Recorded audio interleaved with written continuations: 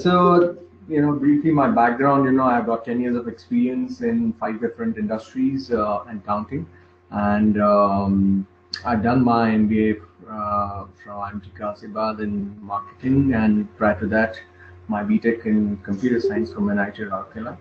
Uh, a son of an Indian Air Force, I'm very proud to say that very often. And my mom is a homemaker. I'm a native of Bhubaneswar, and I'm in the field of data science since the fall of 2015. Not very far ago, but I certainly fell in love with this discipline because strategy-wise or any field you are into, it really helps you a lot. So quickly into the rules of engagement for this evening. I would in fact, to the extent possible, want to keep this session very interactive. Wherever you want to, pause me, stop me, I'll be most, I'll just, be humble servant. I mean, I'll stop and listen to you, if you have any questions in between also. And I'd also request if you guys can go ahead and share, at the end of after the end of this webinar, take your time, take about 6 to 12 hours, and try to, summarize your learning from today's session. And I would appreciate, in fact, you would appreciate later on if you can keep those summary points very brief. So that's my foremost request from all of you guys. All right, so the slides basically says, what kind of, I mean, all sort of questions, begin with these kind of words, in any kind of interview. So this is just, just it's just an eye opener, when you get into an interview room, perhaps, at times you'll be shocked, or perhaps at times you are excited. But then, these are just questions, thrown at you, and you just need to, get into your groove and be comfortable with yourself. So usually an interview is perceived to be, assessing an individual's strength, quality, and attitude for a certain role, So, but then, if in the higher terms of, looking at this, it's actually a discussion between a candidate and the interviewer, basically. But usually we never have seen it this way. So it's also an assessment from the candidate's point of view of the entire organization or that particular department for which he's being or she is being assessed. Can you see my screen now? Yes, I can see your screen now, Amar. All right. So I'm on slide number 6, and we were talking about, how to discuss effectively, and let me just, glide through very quickly. I hope most of you guys are aware of these tips, because most of your mentors here at IUV must have spoken about this at length. So from my point of view, there are 4 pillars of a discussion. First of all, whenever it's like a usual discussion, whenever you get into a discussion, you need to prepare. You need to know, where you're getting into, and for that, the best way is, to look at the company's profile. Connect with people from the same industry and have a go through the JD, job description if it is available. Look at recent news, if at all you can get your hands on the same. And then develop your own perception, because that's very essential, for the same. Point number 2 is listening, where you need to, have a patience while, listening to the fellow who is talking to you, and then have a close grip on what's being told to you and what's being asked of you. Of course, you need to give yourself time to think. While you're thinking, you are using your memory, faculty, and you're also using your analytic ability, right? So because you guys are in the field of data science, I need not, speak any linger on this. And then while you're talking, talk relevant, be brief, and have your questions also ready. It makes a lot of, it gives a a lot of help if you have some of these questions ready from earlier time, and then you just refine them through the interview. And try to appreciate the general context of the interview or the discussion, because it matters. And kindly refrain from having any non-contextual conclusions in a discussion. And I guess the grip, actually, if you have a grip on the entire procedure, it helps avoiding such things. And then you might have discordance, you might have disagreements between your interviewer and yourself. And so how do you deal with such situations? Basically, go ahead and do an introspection, ask questions, and have disagreements, but not like the one which is shown in the slide here, but have a very cordial disagreement, because we are all adults and we should at times agree to disagree. So that's my view. And accept yourself with all the flaws you have and everything else which is also positive. And that's way to proceed in any sort of situation, not just a discussion or an interview.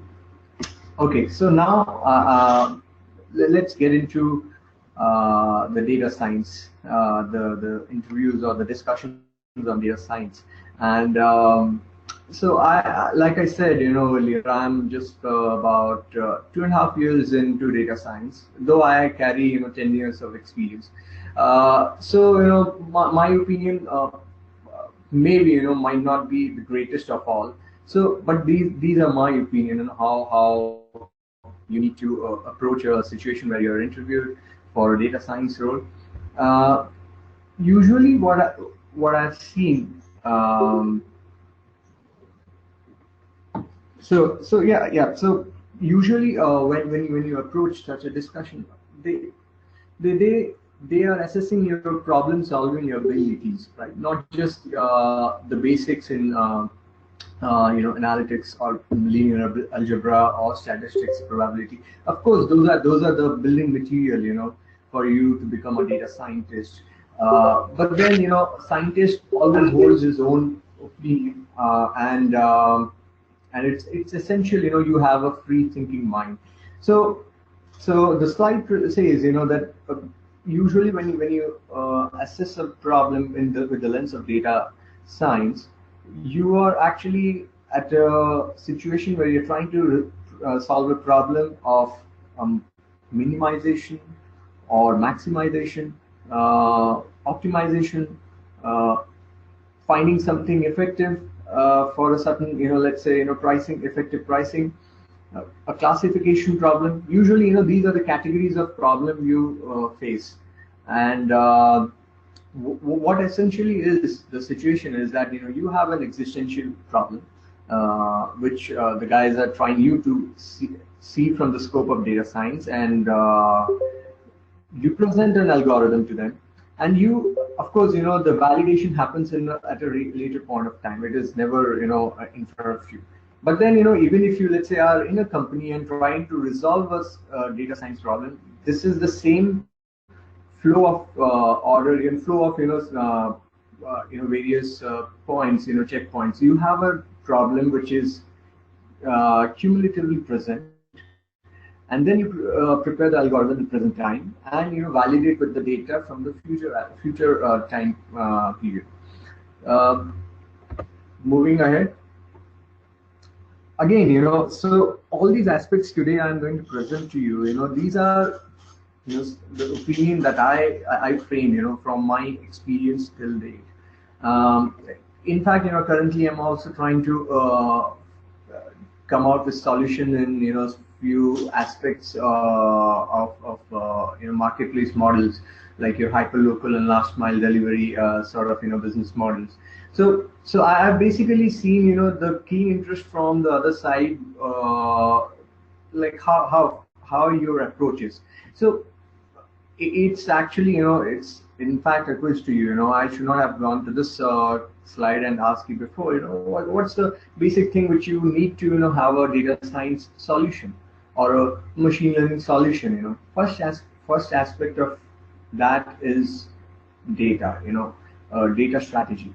So uh, guys who are actually familiar with financial world, so they must be aware, let's say if you are building a scorecard to find defaulters in a, let's say, a certain segment, a bank operates like a two-wheeler loan.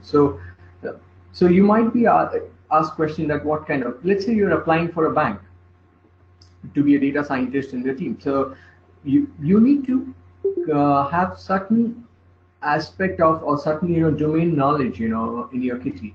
So you need to be familiar with. So the whole point of showing this slide is to to uh, to enable you to make you approach a certain data science. Again, so let me just reiterate the point. Usually, your approach is being seen, and data strategy is one such thing, because the whole data science, the world, actually, is held on the data, right? So if you have no data, or if you have minimal data, you are no, I mean, the situation is no good to provide for a data science solution, so that's why when you are approaching a certain industry for a data scientist job, you need to you need to actually be familiar with the basics of the industry.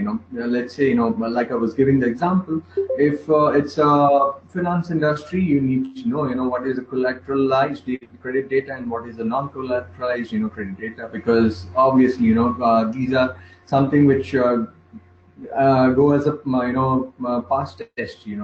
Otherwise you'll be dwindling there. Similarly, there's this at times there would be data of similar kind. Then you have to be also smart enough to identify which would be your driver data files.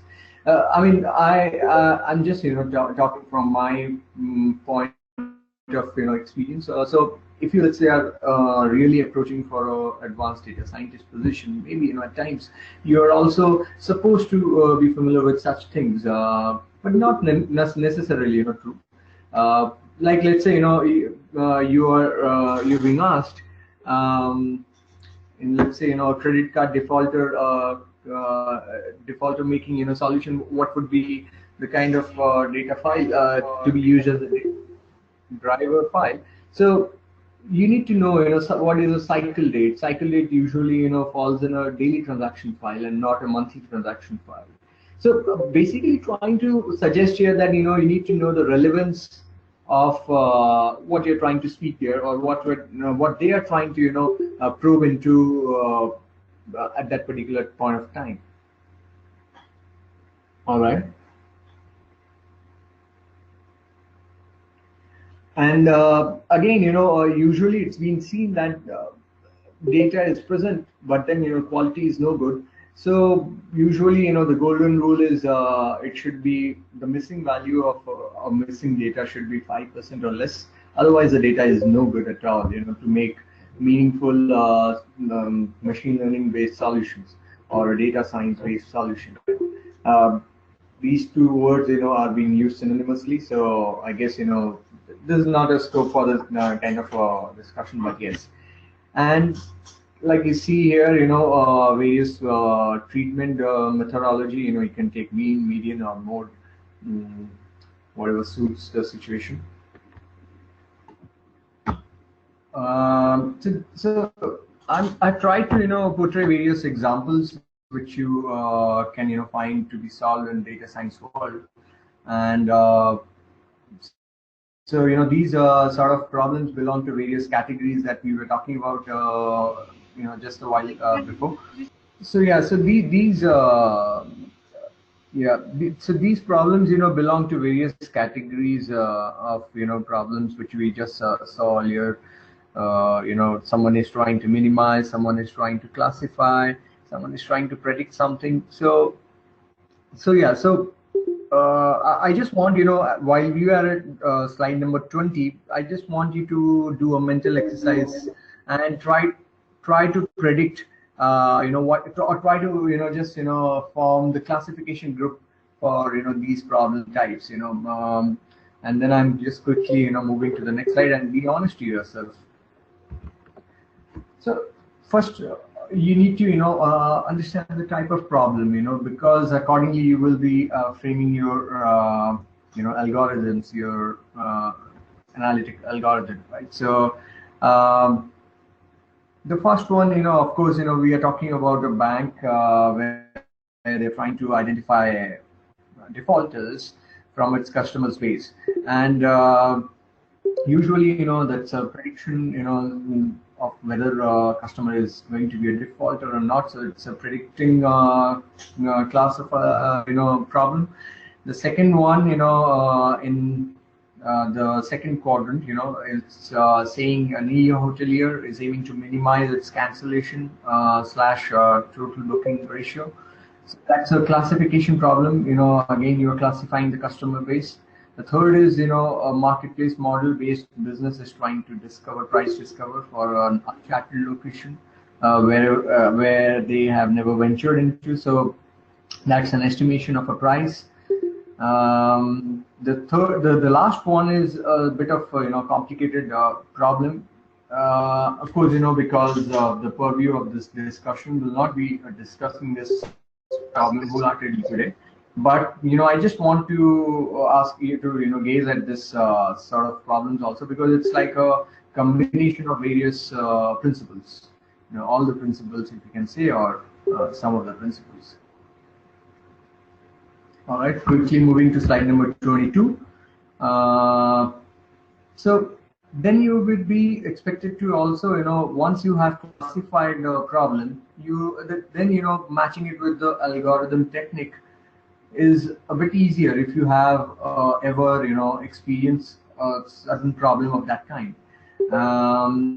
So the first one obviously is prediction problem. So logistic regression would be the first and the foremost option available to you.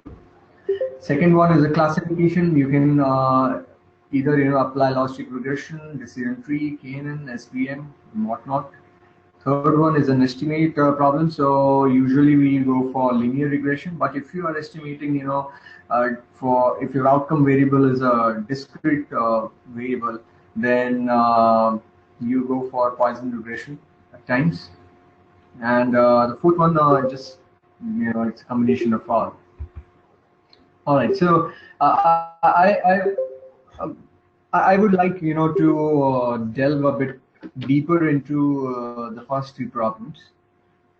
Now again, the whole idea here is to see an approach. So like I told in the very beginning, an approach can be can never be a right or wrong approach. It is an approach, but yeah, to arrive at a maturity of an approach, to see that, you need to have certain experience. You need to have certain working experience in data science. And so here is my approach, because I have built credit scores in the past. I have developed predictive maintenance module for an industrial manufacturer.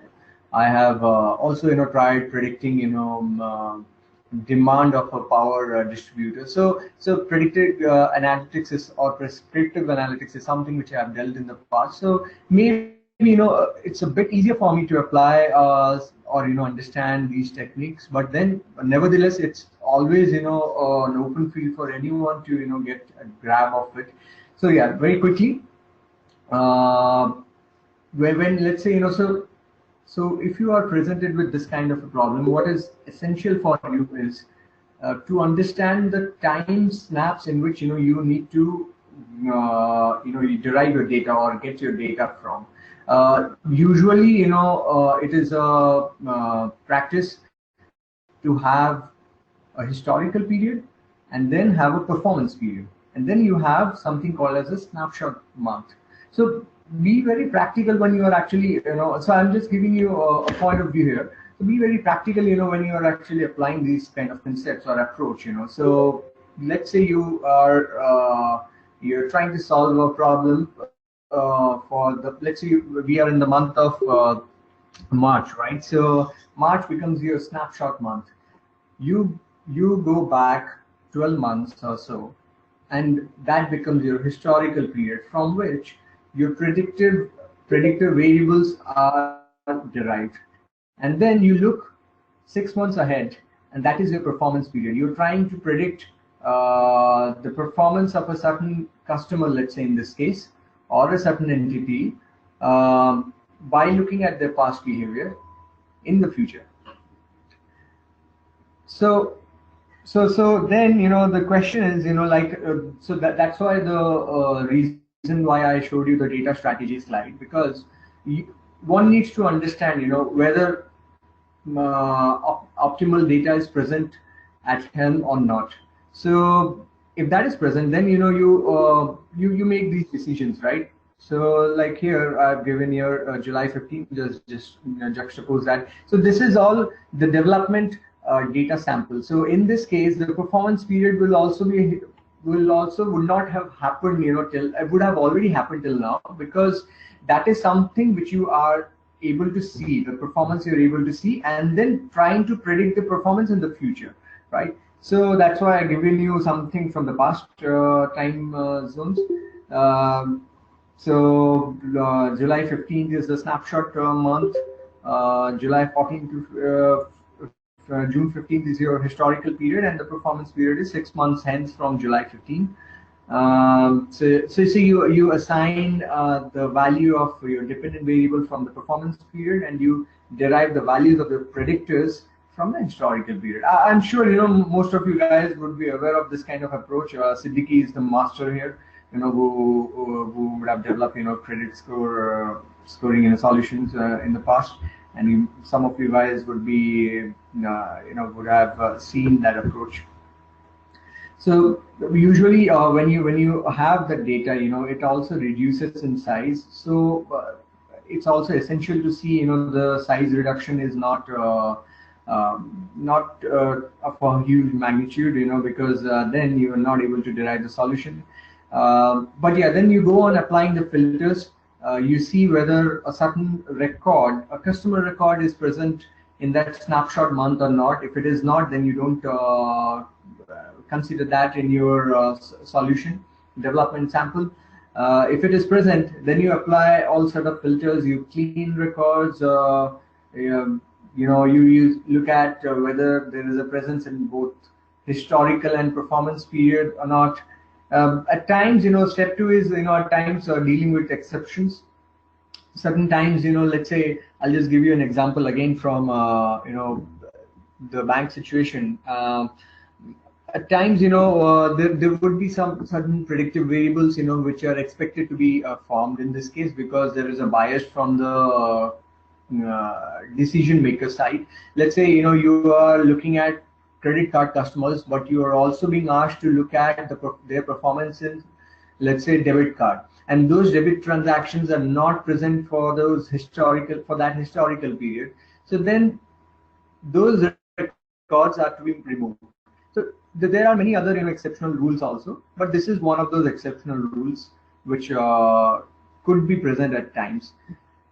So this is an approach, right? So then you go ahead and form your logistic regression equation, and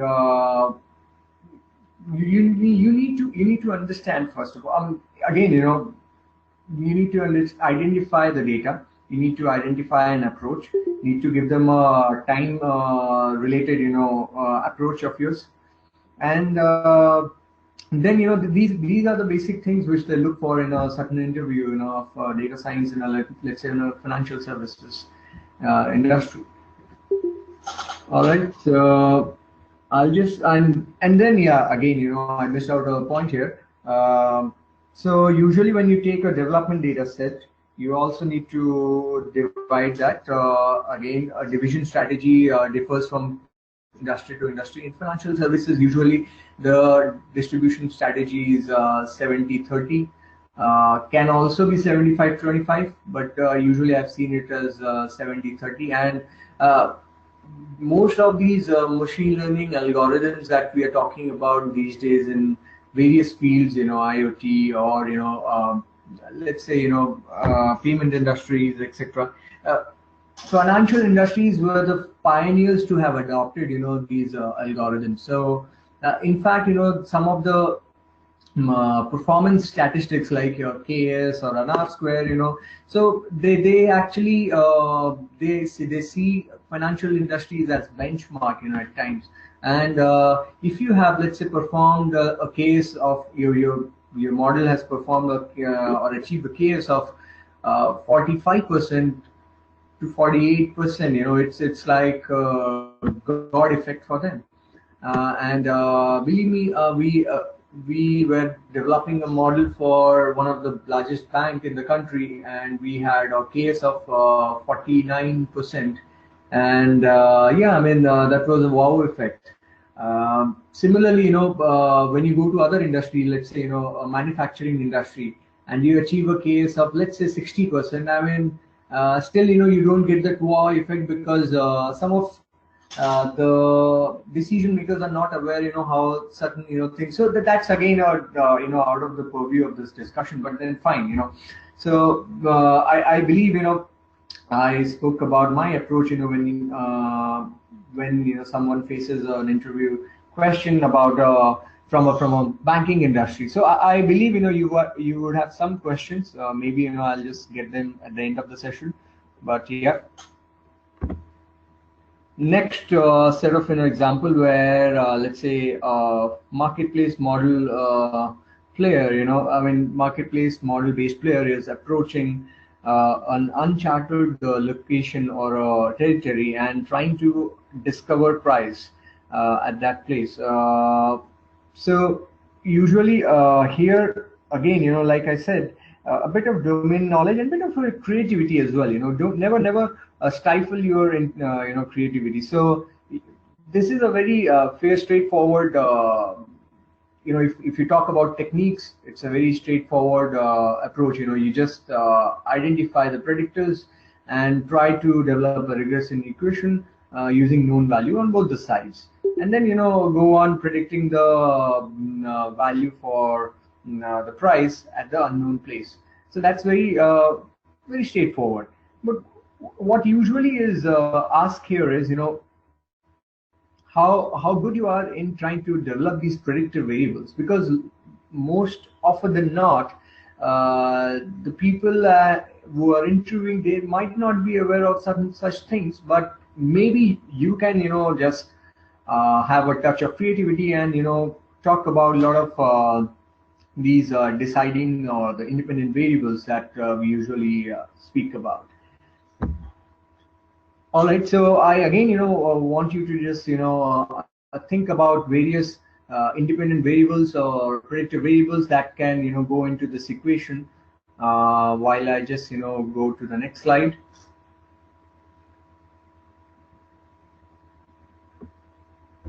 All right, so okay, so these are something which, again, these are something which are not right, which are not wrong. This is my approach. But then this is also it is also essential that if I not, I mean, if I tell you about, if I don't tell you about, what are those cautionary measures that you have to take into account. So because we are trying to come out with a linear regression equation telling me about a price point. So the red marked circle is around a price, right? And this is price belonging to the alternatives existing in that area. This is a clear cut no for a predictor variable, because the collinearity would be highest in this case, and it would just shadow out all the other predictive variables that we would have thought about. So guys, I'm on slide number 25. Sorry, I've just forgotten to tell you Shweta about this. All right, so all right, so you just look at these type of predictive variables that can go into such kind of a linear regression equation based problem.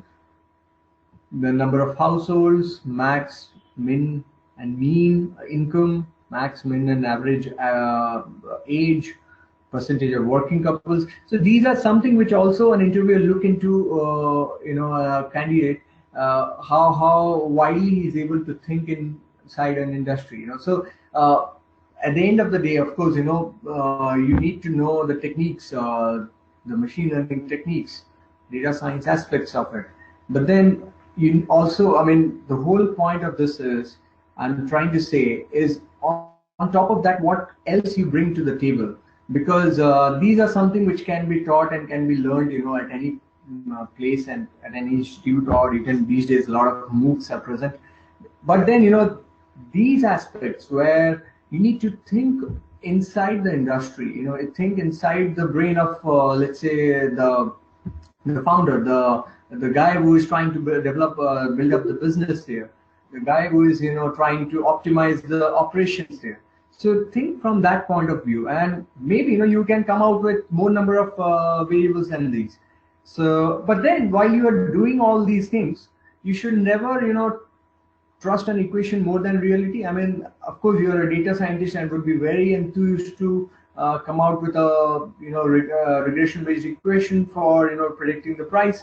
But then there are certain common sense which you should not, which you should should apply. So quickly moving to slide number 26, like cost of service. If your regression equation gives you a price, price point which is lower than cost of service, it becomes inviable. It is not possible to have that business done in that particular territory. But then if there is a demand coming out, then obviously you should not neglect or discount the cost of service, and you should maybe in that case, unfortunately, maybe the equation is not upright. Maybe you need to go back to your drawing board and find out more predictive variables, and come out with a better solution. And the idea also because these days a lot of these marketplace model, or I would say the e-commerce of the world, or the Amazons of the world, or let's say the hyperlocal food delivery guys of the world, so these guys are newly forming their business, and of course most of them are data driven businesses, but then they don't have enough learning in their algorithm. So maybe the actual data could be stored, and who knows, because of course to come out with an optimal data science solution, you need to have ample data at your hand, and if it's not present, obviously your solution is not going to be optimal. So that problem arises afterwards, once you are inside the job or inside the company, right? But while you're outside, you need to be very open. You need to give your creativity the free hand and just think about so this is one class of problems where you need to apply this kind of creativity to come out with a solution. All right. So the third one was with respect to that e-hotelier, and he's trying to understand the let me just quickly go back. Okay. All right. So he's trying to minimize his cancellation divided by the cancellation by total booking ratio. So why I gave it a classification problem is because one needs to understand, in that kind of a situation, whether a certain customer would, cancel or not before 24 hours or whatever is the policy from that hotelier. So that's why it becomes a classification problem, or this attrition problem is a classification problem. So the first step is to go ahead and define the groups. Try to understand what would be the group which actually cancels before let's say the policy hours, and who are not canceling it. So that's why it is essential to understand what is the attribute that defines this behavior. And then next step is very easy, again apply a heuristic or a decision tree. So I guess today of course it's out of purview again, but then there are various so here I've applied a decision tree, but you can also use a KNN, or if it is a unsupervised learning. You can use SVM, support vector machines. And I believe there are many other algorithms also in the place. But then decision tree is my favorite, and you have either entropy method or chi-square method to develop a decision tree. But then again to be, let's say, a non-data scientist aspect of it is Amar, which to slide? understand. Amar, which slide are I'm you? on slide number 28. 28. Okay. Do let me know whenever you Okay. need me to change the slide. Yeah.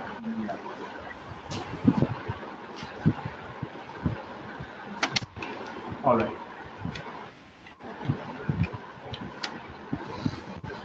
Okay. I think you already heard me.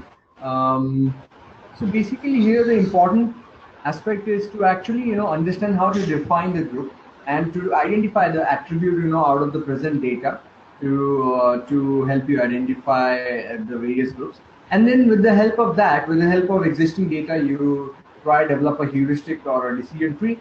And then you try to go through the new data, new customers coming into your system through this decision tree to predict or classify whether that customer group is going to fall in A or B, and that's the way you approach such kind of problems.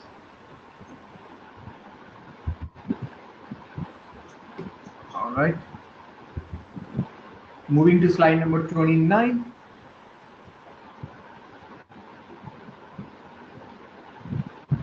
Slide number 29, Shweta. Yeah. All right. So yeah, I mean, so yeah, the steps are very much clear here. You identify the attributes. You identify the order of attributes to split. Either using a chi-square or an entropy method. And usually, like I said, they see your IQ on attributes. And what I mean by IIQ is, it again, spells out your interest and intellect quotient on that operational area. So that is the essence of this discussion. That yes, there would be the technical aspects involved, of course, and those are primary points. You need to understand what kind of what class of algorithms you need to apply in a certain problem. But then you need to also form up your opinion, form up your IQ on the working, on the working area of a certain industry, of a certain company, to come out with smart answers. They are not looking for solutions on day zero or day -1, that is the interview day, but they are looking for your approach. And I believe that is some key point. Because you being data scientist, you just need not be shackled in the conventional world of thinking. You need to come out of that, and try to form your own opinion, because that's the beauty of a scientist. So luckily we call ourselves data scientists. But yeah, scientists also, it's a research work. Of course, you fall back on the historical work that's been done, but at the same time you give yourself the creativity to come out with a novel solution, which and at times that solution is not in sight because of insufficiency of data. But then nevertheless, your approach should be novice. That's what I feel, and it should create an impact on the interviewer.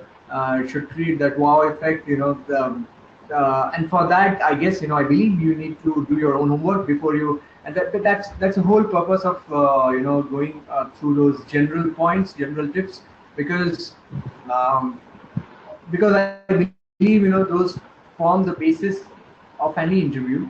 And we spoke about data science interviews, but I believe if you adhere to those principles, nothing like that. You will obviously you would have gone through ample sessions of let's say discipline trees, logistic regression, of course, the building materials like linear algebra, statistics, probability, whatnot. But then these something are essential for you to crack an interview, to show that to have an edge in such sessions.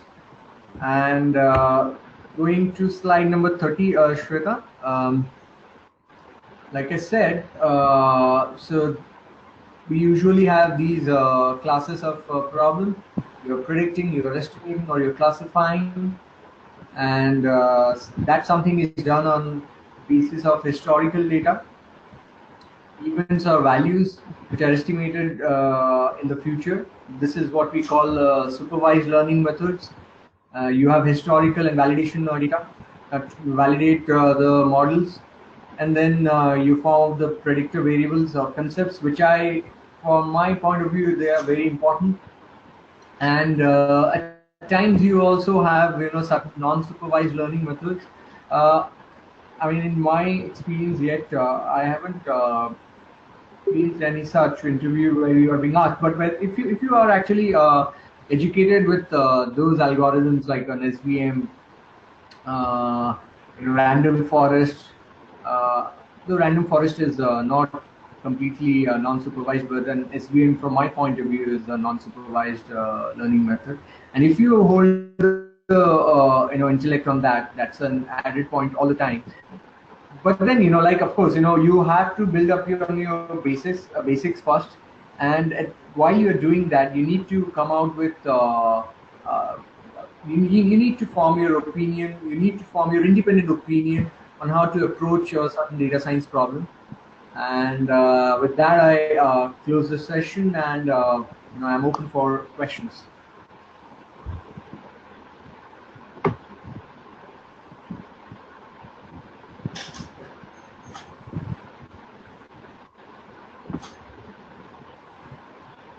Guys, so you have any questions, just come forward. I would be most obliged to answer you in my best capacity, of course.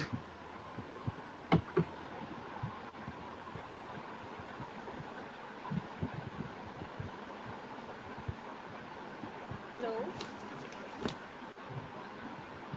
Yes, we can hear you. Who is this? Oh, can you hear me? Yeah. This is Avi. Yeah, go ahead and speak us your question, please. Yeah, there's an interview that I've faced, and there was a question asked basically on data intelligence. So the question was, if there is a bus, how many balls can fit into a bus? So what kind of approach we can put to answer such kind of question? Sorry, I can you just repeat your question, please? Yes, sir. So actually, there was an interview where a question was asked saying that we are supposed to tell the number of balls that can fit into a No, bus. number of Ball, tennis balls. okay. So, like, what kind of approach we should put forward to such kind of case? So what I heard How from can you is we you have to predict the number of tennis balls in a certain match or something. Yeah, it was a bus. In a bus, you have to predict the number of tennis balls. Yes, sir. I'm not getting it clearly, but why would you be asked that number of tennis balls in a bus? Even though if you are being asked about that, uh, Yes, sir. did you question on? I mean, because this is again a discussion. Did you question back what is the purpose of that? And if you're being clear about the purpose, how the dependency is from the bus, between the bus and the number of balls. So to me, it actually is something I don't know. I have not come across such a situation, but I feel there is some clarity missing in the context of this problem. See, the problems I am giving you, or the problems I told you about are very, real life situation problems. But let's say, you are being told about this kind of a question, this kind of problem. You should be able, to ask question backs, what is the context of that, the problem context. Uh, if there is, like, say, any connection between the bus and the tennis balls. So I'm just missing the context here, but yeah, I think, you could have thrown a bit more light, or let's say your interviewer should have thrown a bit more light on the same. Actually, sir, it was an interview for basically this one business analyst role. That's All right. right. So the interview had asked, like, basically it was how will you calculate the number of tennis balls that can fit into a bus? That was the question that he had asked directly. Okay, so I see that not just a data science. I think, like you clearly said, business analyst question. So you might need to then, that's a very straightforward. I think, it's a linear algebra, question. You need to understand the volume of the bus, and you need to understand the volume of the balls, and try to see, if, let's say, again, you can also, there could be twist, like if there is capacity for sitting, and, the chairs and other occupied space. Apart from that, whatever is the remaining zone in the bus, or the remaining volume in the bus, how many balls actually can fit in that. So yeah, okay. If that is the context, then I think this is an approach I would take. But then I said, Oh, the approach could be, could never be right or wrong. This is just an approach. great. All right. Yes, sir. Thank you, sir.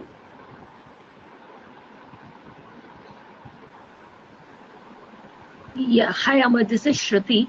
I have a similar question, what have been already asked in the chat box. People who are moving into a data analysis now, data analytics field, after already having experience of 10 to 12 years in some domain, like I'm also from a BFSI domain, and now I'm doing this course on data analytics, and will be looking for a job. So what kind of how should I position myself? Because after having a 14 years of experience in BFSI, being a senior product manager, um, when you go for an interview, I don't think it would be for me to write a code. Yes, overall, how would you analyze the situation? What kind of a model you would take, you would consider? Yes, but I'm still confused. People with the experience, when they apply in the data analytical jobs, how should we Sure. first position ourselves, and how does the industry take us? Do they treat us as a freshers or somebody whose prior experience can be leveraged and then accordingly given a position? Sure. Yeah, first, let me, I think, if you are fretting, if you fret from, writing codes, I think, you should try to remove that syndrome, because I think, for me, it came very naturally because I'm from computer science background. Even though I had about 7 years bereft of any coding, exposure in between after my MBA, but it was quite natural for me to fall back, when I got into the field of data science. But then, I'm sure, in your BFSI domain also, you must have used, let's say, SQL or Excel to an extent. You must have written some, I think, macros from time to time, because I see, that industry is also. That is, I think, the mother of invention, and a lot of data science invention. Yeah, because because I started my projects, from the BFSI industry. So to be frank, you need to have certain, hands-on, or your aptitude should be not just like an outsider in terms of coding. You need to be good at logic, at least adept at logic. No, On top of that, I'm not saying that I don't know how to write a code. I'm not learning that. Very comfortable with that. But how would you differentiate a person coming with a prior experience to a person who's a fresher and has also done a data analytics course? So both will be treated at part. Both. I mean, how would a JD of these two differ? Got it. Obviously, I think I just didn't hear this aspect of your question, but yeah, I think it depends. It depends what kind of industry you're approaching. If you're approaching your same industry, I think you'll be seen as a senior guy who have certain domain experience, and then who is also keen to get into a certain role, a new role in the industry. You just need to show your attitude towards that. But if at times you're right, I mean there is some bias if you're approaching other industry, but nonetheless I don't think you should be treated as a novice or a newcomer. I mean there obviously you hold some experience, but at the same time I guess you need to show your aptitude towards that industry. If there is a new industry, you need to think through the challenges of the day that that industry faces. If possible, start forming your own opinion in terms of let's say some hypothesis, some models that can help resolve the challenges of the day. Read through those popular blogs and those magazines which actually are talking about the challenges which exist in let's say an industry where Paytm is a player, or an industry where let's say Amazon or a Swiggy is a player. So these kind of industry are the newcoming industry, or the industry which are going to be heavily dependent on data-driven strategies. And if you have your own opinion, I think you will form an edge.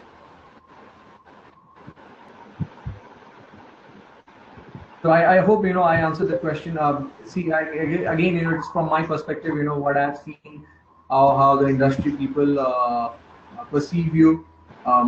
If you come out from the industry and have certain background in data science, I think they look for these kind of qualities. Yeah, go ahead. Yeah, Amar sir, can you hear me? Yeah, I can. Yeah, hi. So my name is Jaideep, and right now I'm working as a market research analyst in a automotive domain. And my background is I'm a mechanical engineer. I did my MBA after that in marketing. So it's been 1 month that I joined a business analytics course in Ivy. So yes, I too had 1 year of experience in that, and no experience about the like big data and things like that. So what kind of questions and what will be the profile for me, and what is the future in different industries, like especially related to the manufacturing industries and automotive industries? So have you got any exposure in these industries if you're interested? Yeah, right now I'm a market research analyst in automotive domain. So okay, good for you. Yeah. So basically, what I see, basically what I see, manufacturing industries adopting a lot of these analytic-based solutions, or with the help of, with the amalgamation of IoT,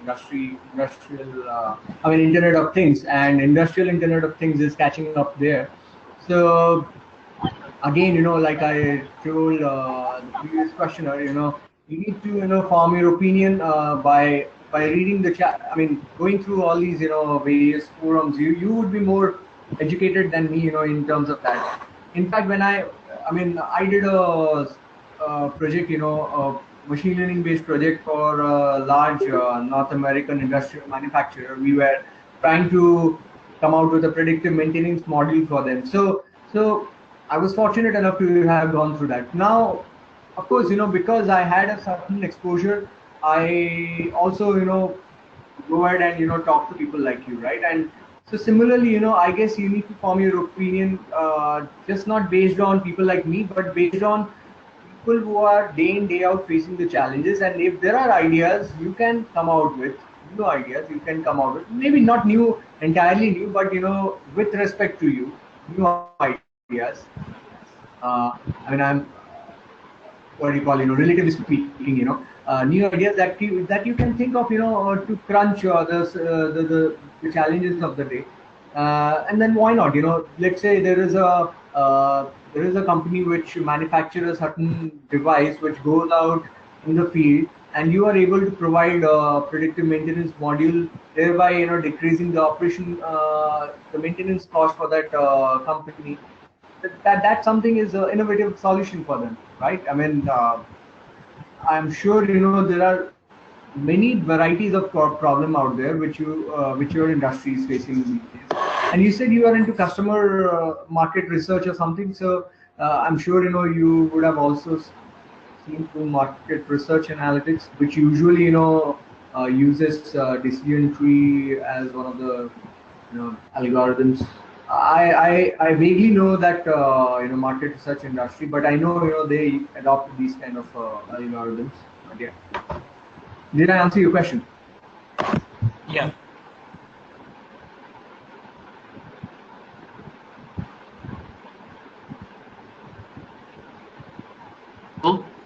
Oh, is this Amar is there? Yeah. Hello. Yeah, Good evening, I'm Amar. here. Actually, I belong to a manufacturing organization for 8 years. I was working in the treasury and corporate accounts, and later on shifted to a banking industry and looking after the stressed assets in NPS. So how, and also learning data analytics from IB. So how it is going to help me in my job interviews, because I am completely different from the other domain. I'm not from a service industry as of now. But you are from the service industry, right? I mean, that's what you just said. Look after the stress Working in the assets. service industry for the past 2 years. Yes, but I'm looking after the NPS and stressed assets, all those things. Yeah, yeah. So how it can help Maybe, me in getting a job in data science? Of course, you asked me a very broad question, but I think you would be more prudent or ardent to the kind of situations where you can apply the principles of data science. If you are from let's say stressed asset department, uh, maybe you can come out with novice solutions, machine learning based solutions, which are able to crack the mystery behind the NPAs in the country today, right? So what is the portfolio of a person who is most liable to become defaulting, right? What is the portfolio? Yes, yes. So I mean, just have an open mind, approach when you are actually going for such kind of interviews. Don't just be in a certain gear, that okay, you belong to this industry and you have to solve such kind of solutions in such way. Just be open minded. First of all, I'll let me tell you, there are there are only handful of people who have got experience worth 10 years, or I would say even more than 7 years of real experience in data science. Please believe me, when I'm just trying to say that, I mean, if you're talking about 10 years and more, there would be a couple of people I at least know. There would be this guy Jeffrey Hinton and Andrew Ng.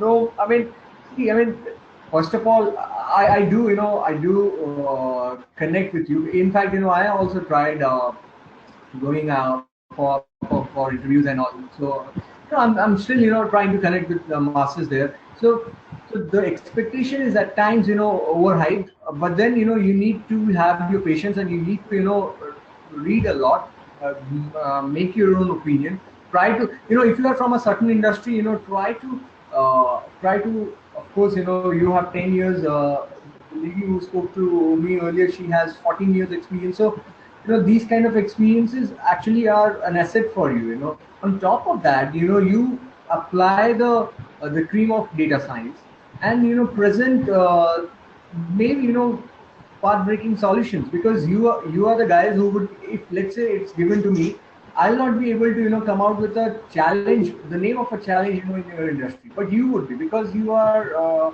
fortunate enough to be in that proximity of that challenge, right? So have a very open mind, I would say, and please don't construe yourself with any conventions here. If you have done your basic side in data science, nobody is going to stop you for from doing anything which you wish to.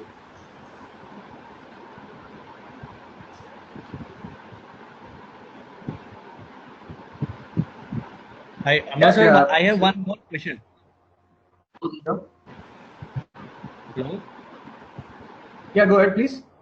Yeah, so can you please just tell us that what kind of interview questions then means, what kind of difference between the questions of a data scientist round and a business analyst round? Is there any difference of interviews and its questions?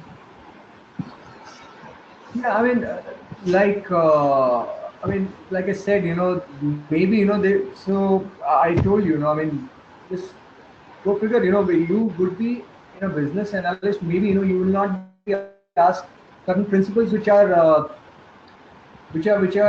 lonesome belong to data science zone, right? Will not be let's say expected to speak about the algorithms that we spoke about, the techniques that we spoke about, right? uh, but then I think if I have to see it in a Venn diagram, I would say there is a uh, there is a business problem, the bigger circle, and then within that there is a business analyst, and then there is a data science, which actually are also have some common area, right? They Belmuri hello. Gupchup, cold drink,